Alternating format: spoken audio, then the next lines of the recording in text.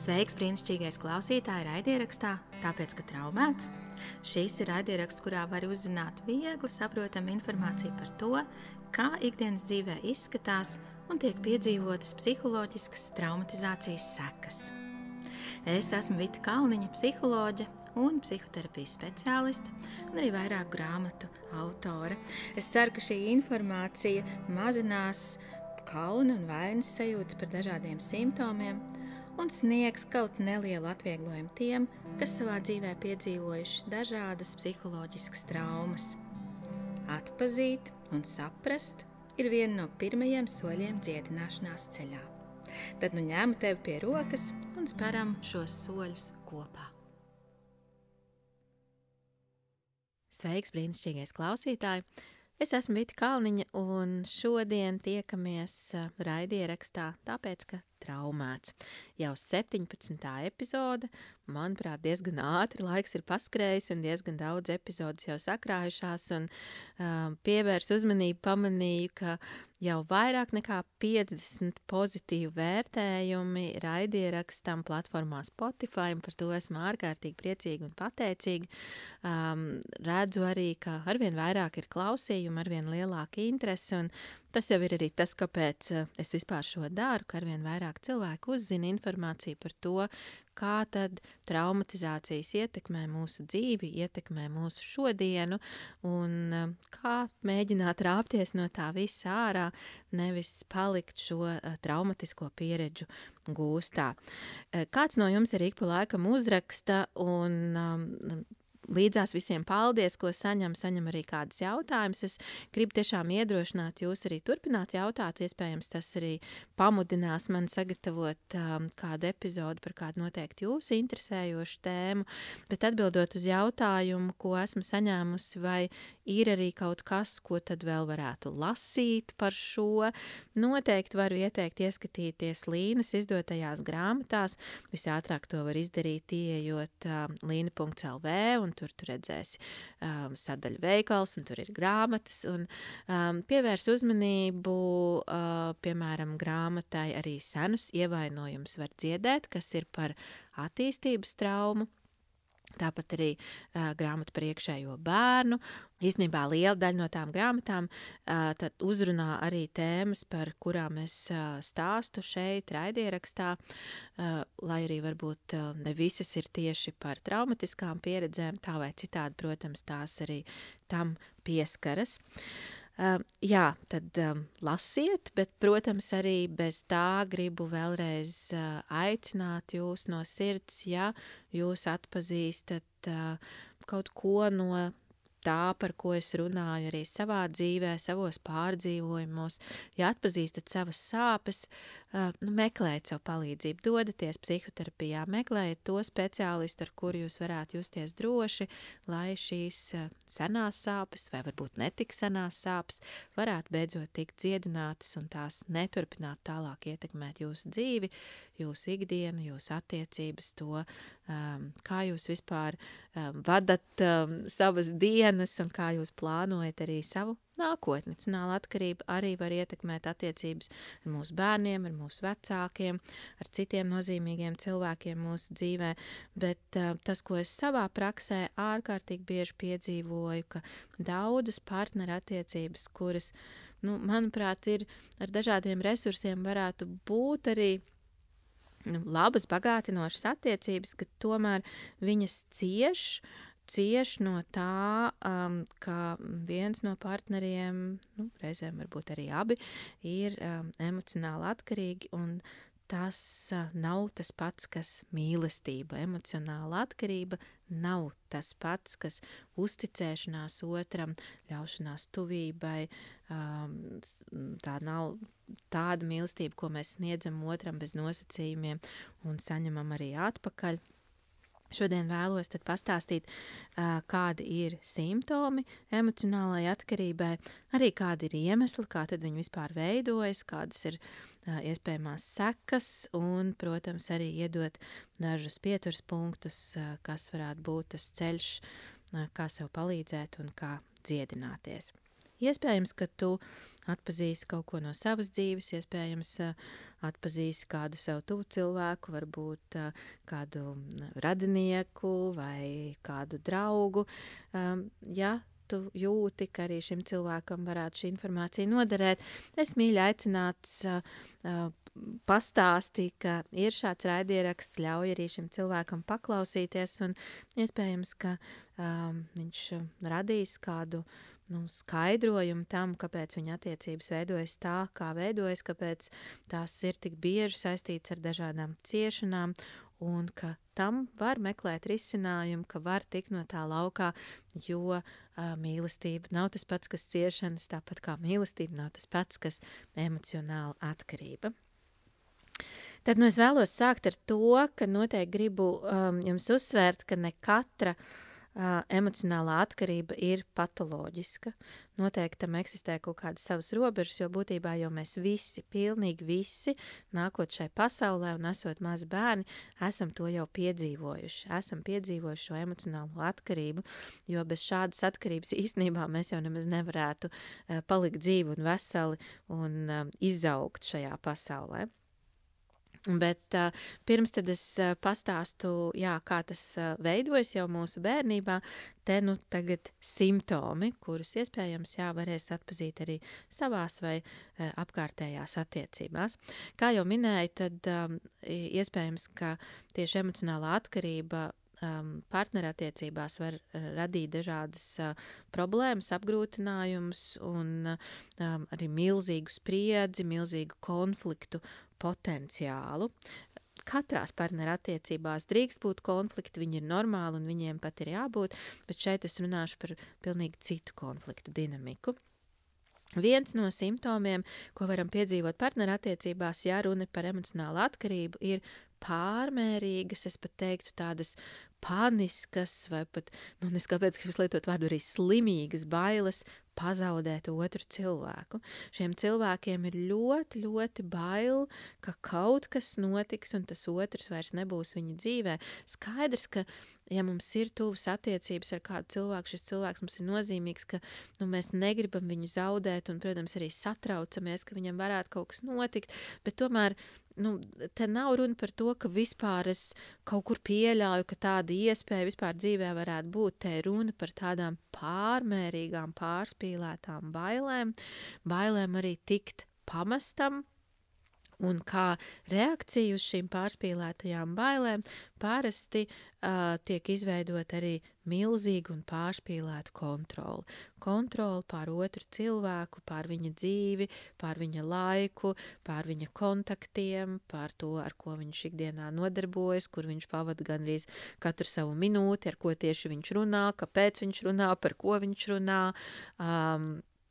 Arī tāda robežu pārkāpšana, kā iespējams privātās telpas kontrolēšana, telefona pārbaudīšana, vai tur gadījumā nav kaut kādi aizdomīgi zvani vai ziņas, atvilkņu revidēšana, somu revidēšana un tā tālāk un tā tālāk.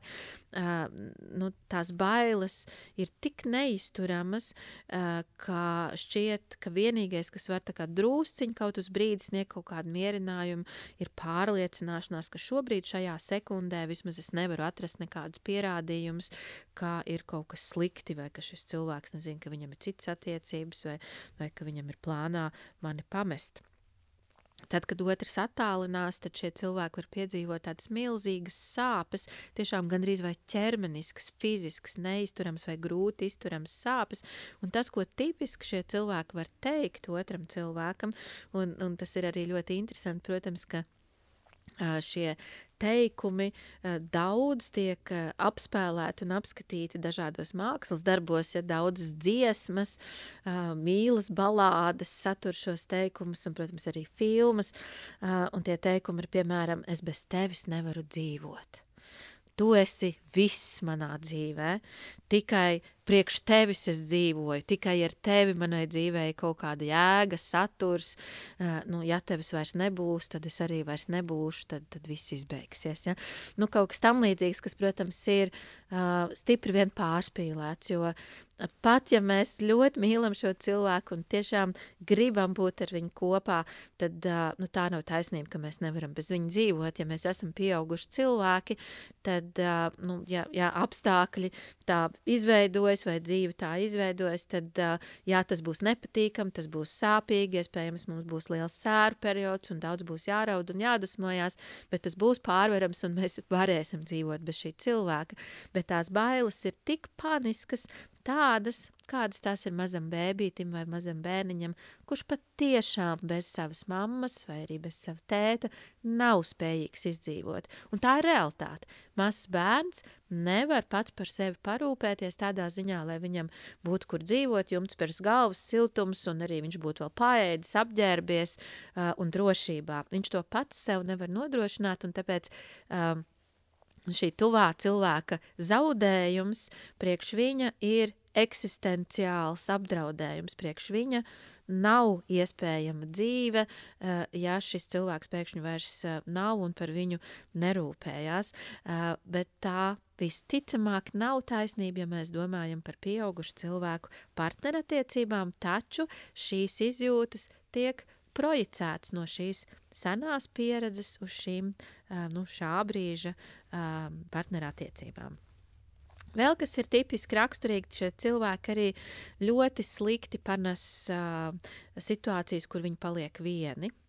Viņiem ir ļoti grūti būt vieniem, un tas arī var radīt tādas izmisīgas sajūtas, un tāpēc kā viņi paliek vieni, tā viņi uzreiz zvana otram, kur tu esi, kad tu būsi, kāpēc tu vēl nenāc mājās, un ja tiešām tur ir kaut kādi iemesli, kāpēc tas otrs nevar būt mājās vai pie viņa, tad jāzvan kādam citam, vai jāiet ir ielās, kā saka, jāiet ir vēl pie kādiem citiem draugiem, vai kādu vēl satikt, jo vienatnē nav iespējams vienatnē nav iespējams būt tādā labā un apmierinošā stāvoklī pašam ar sevi.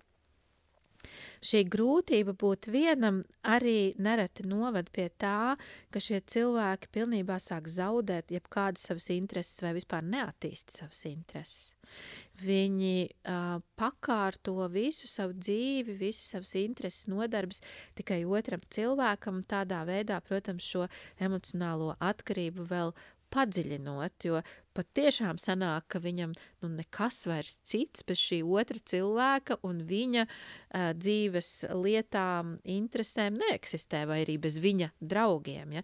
Pašam ir tik grūti uzturēt kaut kādas savas draudzības, izveidot vai savas nodarbes, pie kurām atkal un atkal atgriezties un justies piepildītam un apmierinātam. Tas pārsvarā ir iespējams šī vismaz daļējā apmierinātība tikai caur otru cilvēku. It kā tas otrs kļūst atbildīgs par to, lai man klājas labi. Viņš nedrīkst mani atstāt vienu, viņš nedrīkst man pamest, man nedrīkst būt garlaicīgi bez viņa. Tā ir viņa atbildība, lai es jūtos labi. Kas, protams, atkal nav taisnība, jo tā nevar būt neviena citu pieaugušu cilvēku atbildība. Lai es nejūtos garlaikots vai lai man ir kaut kādas nodarbes vai cilvēki, ar ko būt kopā, tā ir un paliek tomēr manis paša atbildība. Vēl, ko mēs varam novērot, ja ir šāda emocionāla atkarība, ka tā ir tāda pārmērīga emocionāla fokusēšanās uz otru cilvēku un vēlme visā šim otram cilvēkam izdabāt. Tā kā kļūt par tādu cilvēku, kā, manuprāt, viņam vajag, kādu viņš ilgojās redzēt sev blakus. Un tad nav runa par to, ka es, piemēram, pati varētu izdomāt, šitas man piestāv, es gribu vilkt, šāda stila drēbes, vai es gribu šāda stila frizūru, vai Es gribu nodarboties kaut vai ar šādu hobiju, jo tas man interesē, un es vienkārši gribu piedzīvot sevi tajā visā. Es mēģinu drīzāk iztēloties nez kādu, tad, šajā gadījumā es teikšu sievieti, šis konkrētais vīrietis grib redzēt sev blakus. Droši vien, ka viņš grib tur, es nezinu, slaidu blondīnu, es tad ļoti stereotipizēšu, jā, kuri tur ģērbjas, es nezinu, tur tādā un tādā stilā. Tad es iztēlojos, kādu šim otram cilvēkam vajadzētu cilvēku blakus, un tad, kad es esmu to iztēlojusies, tad es mēģinu sevi izveidot par šo cilvēku, kuru, manuprāt, viņam vajag, un tiešām daru, teju iespējamo un neiespējamo, lai kļūtu tāda, kas varbūt pat bieži vien nemaz nav taisnība. Reizēm varbūt arī ir. Reizēm tiešām var gadīties, ka mēs esam izvēlējušies tādu cilvēku, kuram ir kaut kādi šādi standarti, un tur mēs tikai viņiem pielāgojamies, bet citreiz pat tā nav taisnība. Citreiz tas otrs cilvēks vienkārši grib būt kopā ar mani un grib satikt mani tādu, kāda es esmu, kāda ir mana personība, tādu, kas ir mana kaut kāda unikālā iezīme vai izskatā vai raksturā, vai manos talantos, bet visticamāk, ja es esmu ar tendenci veidot šo emocionālo atkarību attiecībās, tad es jau nemaz nezinu, kāda tad es esmu. Es nenojaušu to pat, es nevaru to nemaz īsti nekā atklāt. Tas vienīgais, ko es varu mēģināt, iejusties otrā cilvēkā, mēģināt iztēloties, ko viņam vajag, un mēģināt to viņam sniegt, tā kā apmierināt šīs viņa vajadzības, jo man ir tik ārkārtīgi svarīgi, lai es izdarītu visu iespējamo, lai šis cilvēks gribētu ar mani būt un gribētu ar mani palikt. Tas ir pats svarīgākais, lai tikai es būtu gana laba vai labs, un ne tikai gana labs, es teikšu tā, man ir jābūt vislabākajai vai labākajam, visizcilākajai, visskaistākajai, gudrākajai, vai vienalga, kas ir tas parametrs, kas, manuprāt, ir īpaši svarīgs šim otram cilvēkam, jo tad, ja man tas izdosies, tad es būšu tas cilvēks, bez kā viņš savukārt vairs nevarēs dzīvot vai negribēs iztikt, jo es taču būšu tik perfekti atbilstoši viņa vajadzībām, un tas savukārt, ja man būs izdevies šādu tēlu par sevi radīt, varētu sniegt man vismaz kaut kādu drošības sajūtu par to, ka šis cilvēks būs ar mani, no manis neaizies un mani nepametīs. Noteikti arī pie simptomiem ir tāda atkarība no apliecinājuma vai apstiprinājuma, respektīvi, ka otrs cilvēks man teiktu un rādītu, cik es esmu skaista, laba, es esmu viņam piemērota, vislabāk, ja viņš teiktu, ka es esmu vislabākā, bez kuras viņš tiešām nevar iztikt un nekad negribēs iztikt, un tikai ar mani viņš gribēs būt kopā, un es esmu visīstākā, kā mēs teikt, otrā ābola pusīte.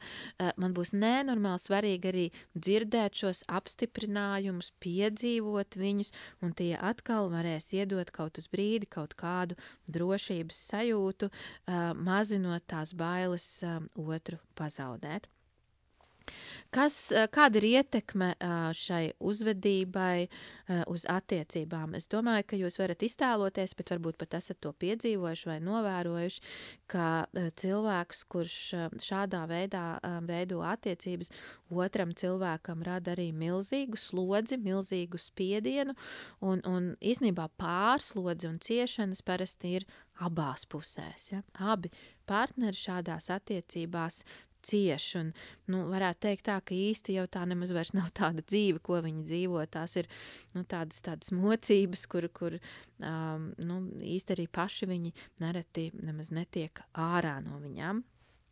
Protams, ka es šobrīd arī aprakstīju tādu varbūt intensīvāku emocionālas atkarības izpausmi, viņi varētu arī būt maigākā formā, bet, tā tendence paliek viena un tā pati, bailes zaudēt un mēģinājumi un darbības šo ietekmēt ar kontroli.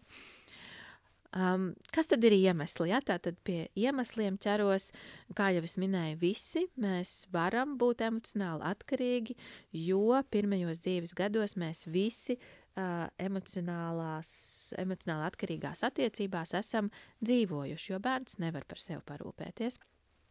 Un būtībā arī piedzīvot šo emocionālo atkarību bērnībā ir veselīgi un nepieciešams.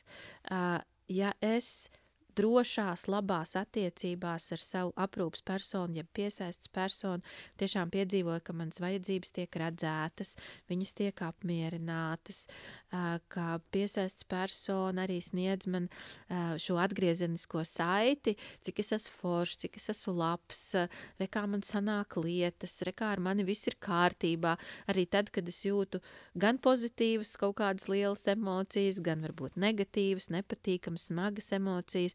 Visos šais gadījumos otrs cilvēks, jeb tātad visbiežāk mamma, tētis vai varbūt arī kāds cits aprūpētājs, man rāda, ka tā drīkst būt. Viss ir ok, arī tad tu esi labs, ja tu jūti šīs jūtas, arī tad viss ir kārtībā, un saņemot šo pozitīvo atgriezenisko saiti ikdienā par sevi, mēs veidojam savu paštēlu. Mēs pat tiešām esam bērnībā atkarīgi gan no labas aprūpes, gan arī no šī paštēla, ko var sniegt šie pieaugušie, spoguļojot mūs un apstiprinot mūs. Taču, diemžēl, nevienmēr šāda veida aprūpi mēs piedzīvojam. Un to jau es jums arī stāstīju, tad, kad es runāju par attīstības traumu. Ja vēl neesi noklausījies, tad noteikti aicinu noklausīties arī to epizodi par attīstības traumu.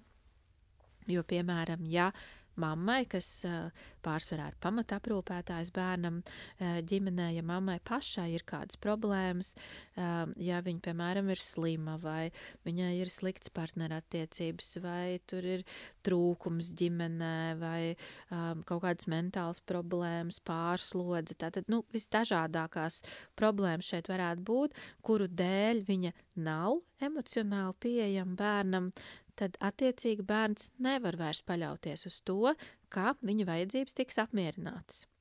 Tad, kad viņš atkārtoti atkal un atkal piedzīvo situāciju, ka viņš nevar uz to paļauties, viņš piedzīvo diezgan tādas smagas jūtas. Kas tās ir? Bezpalīdzība, bailes.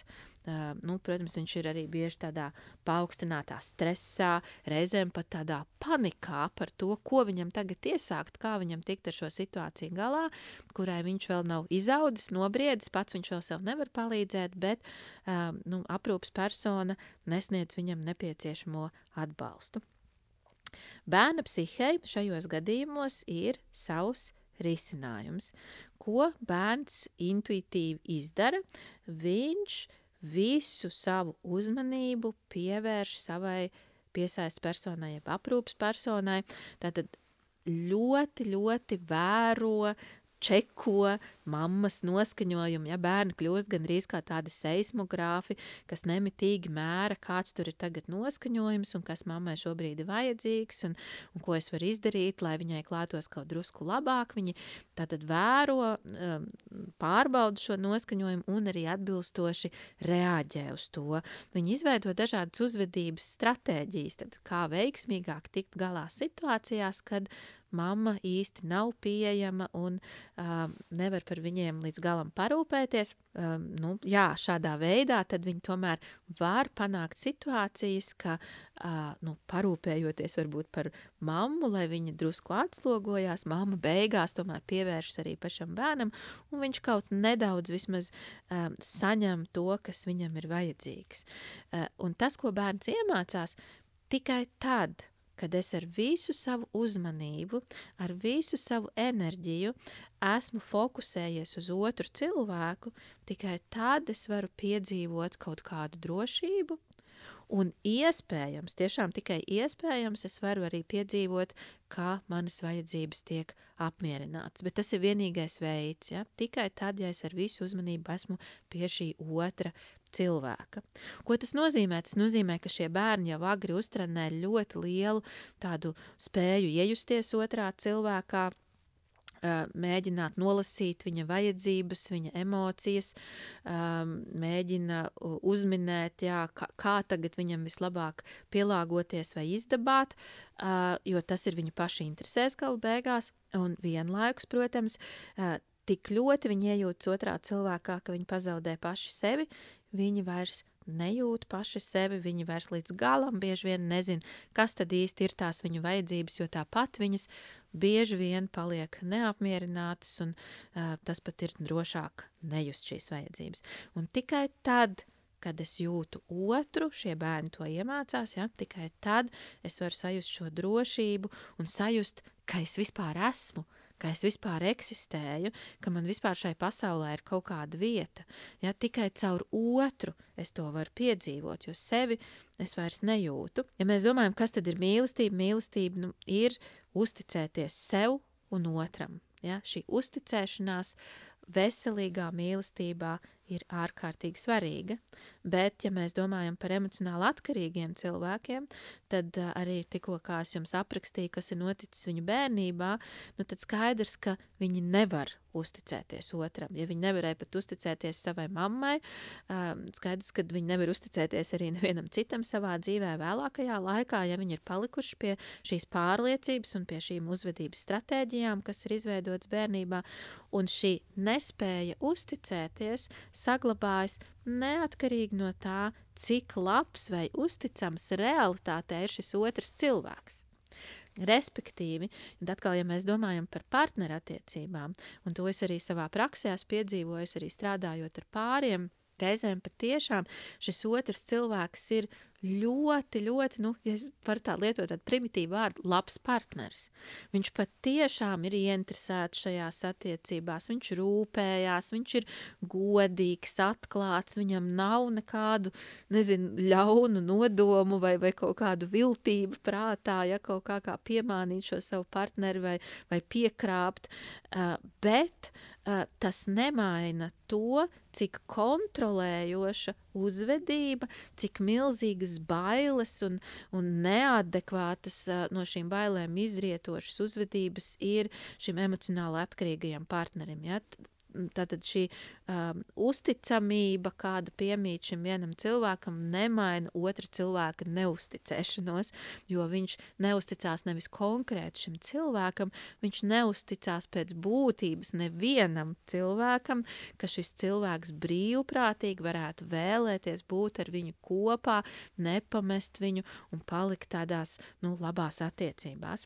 Emocionāli atkarīgajam cilvēkam ir milzīga vēlme saplūst ar otru, darīt visu kopā, būt visur kopā, ja, kā jau es minēju, palikt vienam ir gandrīz neizturami. Es pat esmu piedzīvojis tādas situācijas, ka, biežāk gan to es piedzīvojis, ka sievietes ir šādā pozīcijā, ka viņas pat iet līdzi savam partnerim uz darba vietu, ja, protams, viņām pašām tajā brīdī nav jāatrodas savā darba vietā vai kaut kādi citi ļoti svarīgi pienākumi, viņas tur sēž, kaut vai uzskaidāmā telpā, bet viņas vismaz ir turpat, kur ir viņš, un viņām neienāk prātā, ka to laiku, kamēr tas cilvēks strādā, dara savas lietas, viņas varētu kaut kā izmantot liederīgāk savā labā vai realizējot savus dzīves plānus. Viņas būtībā visu šo uzmanības fokusu tikai un vienīgi ir koncentrējušas uz otru cilvēku, un ir jāsaprot, ka tā kā šīs ir sekas tam, ka bērnībā trūka drošības un mīlestības, tātad attīstības traumas sekas šīs ir, tāpēc arī tam ir tik milzīgs spēks, un tas nav atrisināms vienkārši sarunās par to. Jūs varat simtiem reižu runāt, ka tev nav pamata man neusticēties, vai tev nav pamata čekot manu telefonu, tev nav pamata būt tik uztrauktai, ka es vēl neesmu atnācis mājās, ja, jo viss taču ir kārtībā. Jūs varat simtiem reižu par to runāt, un tas varbūt mazlietiņ tajā brīdī kaut kā drusku atslogot to gaisotni vai nomierina to cilvēku, bet tas nemaina šo uzvedības modeli pašos pamatos. Vienīgais, kas viņu tā pa īstam ilgtermiņā varētu mainīt, tomēr ir psihoterapija, kurā būtu jādod šim emocionāli atkarīgajam cilvēkam, lai dziedētu šo dziļo, agrīni radušos attīstības traumu. Jo būtībā viss jau tas, ko šis cilvēks dara, ir ar savu loģisku pamatojumu tur, kur šī trauma ir radusies. Ja? Tātad šie visi ir mēģinājumi nejust vientulību un nejust bezpalīdzību, ko bērnībā šim bērnam nākās ārkārtīgi daudz just un piedzīvot, un tas bija kaut kas tik sāpīgs un tik neizturams, ka vienkārši vajadzēja no tā kaut kā distancēties. Un kamēr es varu pieķerties otram, kamēr es varu koncentrēties uz viņu, tikmēr es varu sevi nejust. Un kamēr es prasu no otra cilvēka, lai viņš apmierina manas vajadzības, piepilda visas manas nepiepildītās vēlmes, kuras īstenībā savu laiku nav piepildījuši tie cilvēki, kas bija par to atbildīgi, mani vecāki, tikmēr arī es turpinu šo neveselīgo attiecību modeli, un kamēr es to nesaprotu, kur tas ir radies, es īsti nespēju to pārtraukt. Bieži arī, protams, milzīgās gaidas un spiediens, kas tiek uzlikts otram cilvēkam, kļūst tik neizturams, ka patiešām arī visjaukākais un labākais partners un vispacietīgākais partners kādā brīdī var to neizturēt un šīs attiecības pārtraukt. Un kas tad notiek? Tad šis cilvēks, kurš veido emocionāli atkarīgas attiecības, protams, dabū vēl vienu apstiprinājumu tam, ka patiešām cilvēkiem nevar uzticēties, ka patiešām viņš nav gana labs, ka patiešām viņu pamet, ka no viņa atsakās, un nāks piedzīvot šīs šķiršanās pieredzes, tā arī neapzinoties vispār, kā tad līdz šai šķiršanās situācijai abi ir nonākuši un kur tomēr arī tas balstās šajā nepārstrādātajā bērnības pieredzē. Šī pieredze, diemžēl, vēl vairāk nostiprinās, vēl vairāk padziļinās un katras nākamās attiecības, iespējams, šo problemātiku var iezīmēt vēl intensīvāk un spēcīgāk. Ko tad darīt, ja? Tad, kā jau katras epizodes izskaņā, kaut kādi daži pieturspunkti, par kuriem padomāt, protams, individuāla psihoterapija vislabākais, ko es varu ieteikt šajā gadījumā, jo arī, es teikšu tā, šādā situācijā pārterapija arī nekur beig jūs nevar aizvest. Ir tomēr emocionāli atkarīgajam partnerim jāsadziedē savas lietas. Pirmais solis, kā vienmēr, apzināties to, ka emocionāla atkarība nav tas pats, kas mīlestība, nejaukt šīs divas lietas kopā, nelikt viņas vienā groziņā, nelikt vienādojuma zīmes starp viņām, un tomēr sākt padalīt nost, ka šī uzvedība nav veselīga un ar viņu būtu kaut kas jādara. Nākamais, protams, dziedināt savas ievainotās daļas, kas nozīmē tātad arī šī iekšējā bērna dziedināšana, jo, kā jau es teicu, tās ir bērnībā iegūtas traumatizācijas. Kur to var darīt, varbūt arī jautājums, noteikti arī mans ieteikums ir doties uz ģimenes psiholoģijas centru Līna, atkal Līna LV, varat ievadīt, un tur brīnišķīgs arī mans kolēģis, kurš varētu palīdzēt. Tā kā nebaidaties, apskataties, kādi ir šie cilvēki un mēģināt pārvarēt sevi, lai uzticētu arī šīs sāpes kādam profesionālim, kādam terapeitam. Bet, ja mēs runājam par pašpalīdzību, tad noteikti svarīgi būtu strādāt ar to, ka es regulāri pievēršos sev, esmu kontaktā ar sevi un savām jūtām, un katru reizi, kā es attopos, ka es atkal ar savu uzmanības fokusu esmu pie otra, es atvedu sevi atpakaļ pie sevis. Tas ir tāds tiešām gandrīz tāds disciplīnas jautājums, kur sevi ir jātrenē, būt ar uzmanību tur, kur ir vienīgā vieta, kur es varu kaut ko mainīt un ietekmēt, un tas ir pie sevis.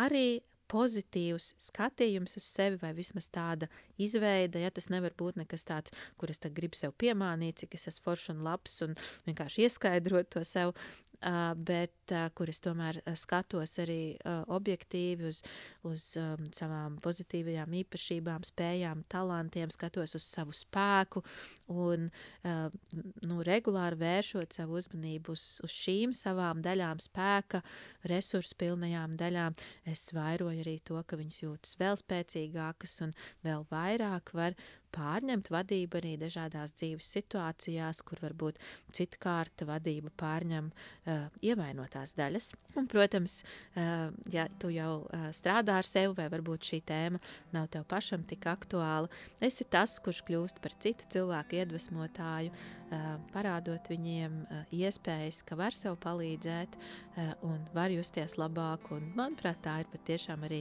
katra mūsu individuāla atbildība par šo tad parūpēties bērnībā. Tas bija ierobežot, cik mēs varējām to ietekmēt, bet esot pieauguši, mums tomēr ir gan daudz iespēju. Novēlu no sirds, lai jums izdod šīs iespējas ieraudzīt un arī izmantot savā labā. Un mēs ar jums tiekamies atkal pēc 2 nedēļām.